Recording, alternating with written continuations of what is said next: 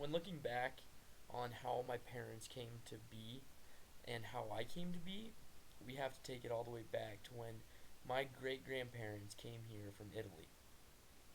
My great grandparent, Leslie Garino, ran away with his baby girl, Alma Germanetti, from Italy and came to San Francisco, California. He was also known as Garino. Garino worked as a carpenter in San Francisco, and they both worked through the Great Depression.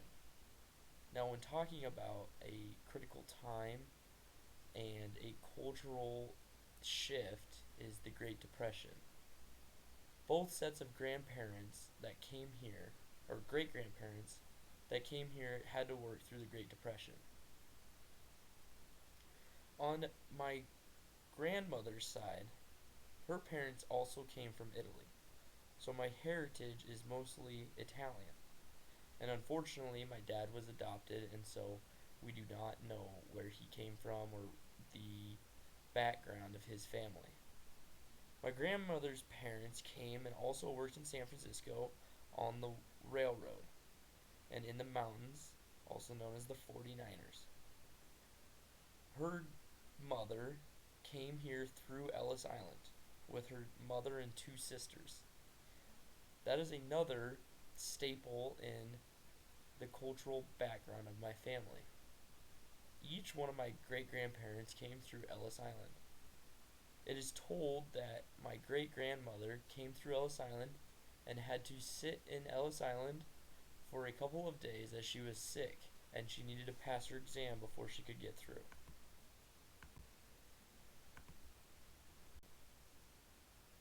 Since most of my family has come from Italy, I have not a lot of diversity in my family. It is mostly Italian, and my dad is probably some kind of German or Norwegian.